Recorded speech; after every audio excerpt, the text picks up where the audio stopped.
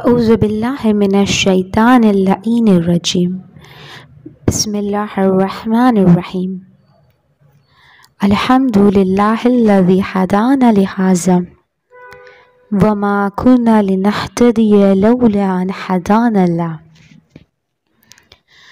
عزیزان محترم، ملتا ہے کہ آیت اللہ نخودگی اصفہانی کہ جو عالم اسلام کی بہت بڑی شخصیت ہے کہ جنہوں نے دین کی بہت زیادہ خدمت کی ہے،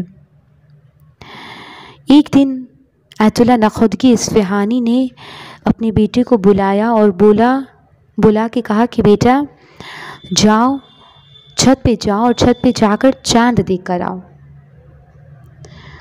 عزیزو، ایک بات یہاں رو کے بیان کر دوں کہ یہ علماء، یہ جو بڑے بڑے عالم دین ہیں، یہ جو مجتہدین ہیں، اگر ہم ان کی لائف کو دیکھیں، ان کی لائف ہسٹری کو دیکھیں تو عزیزو یقیناً انہوں نے بہت سارے کام، بہت دین کی خدمت کی ہے، اور ہمیں ان کے لائف کو دیکھ کے درس حاصل کرنا ہے۔ یہ نہیں کہ وہ بڑھاپے کی منزل پہ پہنچے اور پھر انہوں نے دین کی خدمت کی، نہیں عزیزان محترم، جوانی میں، یعنی عزیزو جوانی میں ان کے پاس وہ جوش تھا کہ بس دین کی خدمت کرنی ہے، امام زمانہ کی خدمت کرنی ہے۔ آج جوانوں میں ایسا عزیزان محترم وہ دکھائی نہیں دیتا کہ ہمیں دین کی خدمت کرنی ہے، ہمیں امام کی خدمت کرنی ہے۔ تو عزیزو یہ علماء کی لائف ہمارے لیے یہ ایک لیسن ہے کہ ہم ان کی لائف کو دیکھ کے خود اپنی لائف کو کیسے چینج کریں۔ بہرحال تو جب آیت اللہ نخودگی اصفہانی نے اپنی بیٹی کو بولا کہ جاؤ چھت پہ چاند دیکھ کر آؤ، جب ان کی بیٹی چھت پہ گئے تو وہاں پہ بادل تھے، چاند نظر نہیں آیا، تو وہ واپس آئے اور کہا کہ بابا چھت پہ تو بادل ہے، چاند نظر نہیں آ رہا۔ کہا بیٹا دوبارہ جاؤ اور چھت پہ جاؤ اور دوبارہ اور جا کر کے کہو کہ نخودگی نے کہا ہے بادلوں ہٹ جاؤ، میں نے چاند دیکھنا ہے۔ اب اس کا جو بیٹا ہے وہ کہتا ہے کہ جب میں چھت پہ گیا اور جیسے میں نے یہ کہا فوراً بادل ہٹ گئے اور میں چاند دیکھ کر واپس آ گیا۔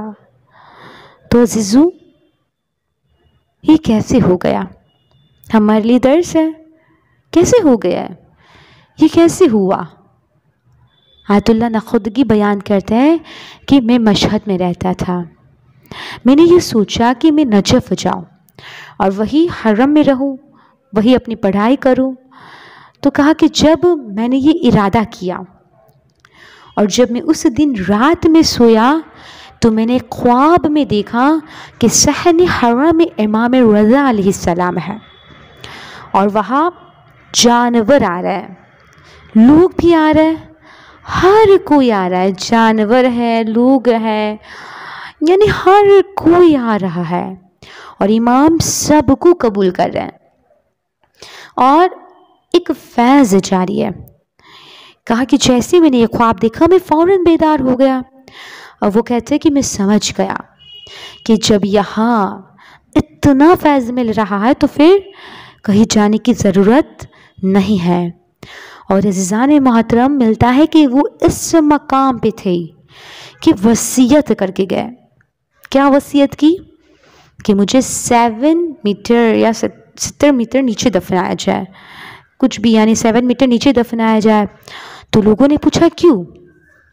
کہا جب 20 سال بعد جب حرم کی کھدائی ہوگی تو پتہ چل جائے گا، یعنی اتنا کہا کہ 20 سال بعد پتہ چلے گا۔ تو عزیزان محترم جب 20 ایئرز بعد جب حرم کی تعمیر شروع ہوئی تو حرم کو کھودنا شروع کیا گیا، سارے جنازے جو تھے وہ اوپر آ گئے، لیکن ایک ستون کی کھدائی وہی رکی جہاں ان کی قبر تھی۔ تو عزیزو یہ کیسے ہو گیا؟ انہیں یہ شرف کیسے ملا؟ کیونکہ انہوں نے اپنے آپ کو امام کے حوالے کیا، اپنی پوری زندگی امام کی راہ میں صرف کر دی۔ یعنی ہم بھی اپنے قلب کو حوالے کریں امام کے، آج کے جوان کا اگر عزیزان محترم آج کی جوان ایم رکھتے ہیں تو ایک خواہش یہ بھی ہونی چاہیے کہ میں امام زمانہ کے لیے کچھ کروں، یعنی اس دل کو امام کے حوالے کرے کہ مولا آج سے یہ آپ کا ہے، اس میں جو بھی خیالات آئیں گے آپ ہی کے لیے آئیں گے، جو آپ کو برا لگتا ہے وہ خیالات ہم آنے نہیں دیں گے۔ عزیزو کہنے کو یہ بہت آسان ہے، کتنا آسان کام ہے نا، لیکن کرنا کتنا مشکل ہے، اصل تو یہی ہے نا۔ تو عزیزو اب ہمارے رابطے کو جو امام کے ساتھ ہے ہمیں وہ صحیح کرنا ہے، اور جو یہ رابطہ ہے نا، یہ جو رابطہ ہے وہ دو طریقے سے ہوگا۔ ایک تو ہمارا انڈیویجول ہے یعنی انفرادی رابطہ ہے، اور ایک ہمارا اجتماعی ہے، یعنی ایسا نہیں ہے کہ ہم اکیلے نماز پڑھ لیں، ہم اکیلے عبادت کر لیں، ہم اکیلے عمل کر لیں، یعنی خود اکیلے اچھے ہو جائے۔ تو عزیزو ہم اس طرح سے امام تک نہیں پہنچ سکتے۔ اس طرح کیا ہم امام تک پہنچ جائیں گے؟ نہیں، امام ایسے قبول ہی نہیں کریں گے۔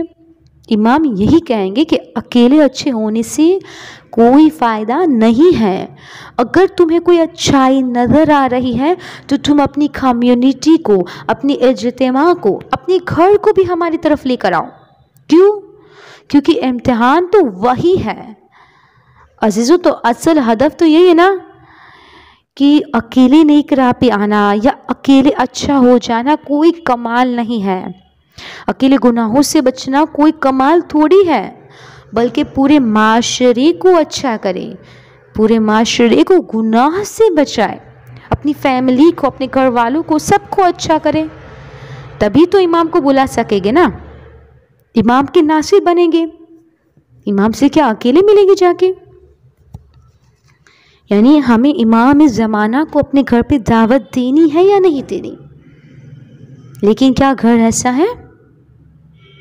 کیا ہمارا گھر ایسا ہے کہ امام زمانہ اس سے گھر میں آ سکے؟ گھر کو تو چھوڑے عزیزو، کیا ہمارا قلب ایسا ہے کہ ہم امام زمانہ کو اس میں بسا سکے؟ کیا ہماری ذات ایسی ہے کہ امام کو خوش کر سکے؟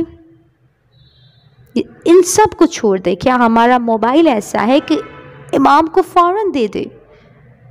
عزیزو آج کے دور میں ہر کوئی ایک دوسرے سے موبائل چھپا رہا ہے، تو پھر امام کو ہم کیسے دیں گے؟ یعنی یہ جو ماحول ہے کہ بیٹی باپ سے چھپا رہی ہے، بیٹا ماں سے چھپاتا ہے، 6 پاسورڈز تصویر سے کھولے گا، فنگر پرنٹ سے کھولے گا، کوئی کھول ہی نہ پائے، 6 لاکس ہے، واٹس ایپ کے الگ لاک، گیلری کا الگ لاک، ہڈن پکچرز کے الگ لاک ہے نا عزیزو، ہے کہ نہیں ہے ایسا؟ تو اس طرح سے کیسے دے گی امام کو دل؟ جب ہمارا موبائل ہی ایسا نہیں ہے تو پھر ہم خود ہی تصور کریں کہ ہماری ذات کیسی ہوگی۔ عزیزو اپنے دل کو ایسا کرے، اپنی ذات کو، اپنے نفس کو، اپنے پورے اعضاء کو، اپنے گھر کو ایسا کرے کہ امام جب دیکھے تو خود راضی ہو جائے، خود امام اپنی زبان سے کہے کہ ہاں تم میرے حقیقی انتظار کرنے والے ہو، یقیناً تم میرے ناصر ہو، تم مجھ سے عشق کرنے والے ہو۔ جب امام زمانہ سے عشق ایسا ہو جائے گا نا تو یقیناً امام زمانہ ہم سے خوش ہو جائیں گے۔ وآخر دعوانا ان الحمد للہ رب العالمین۔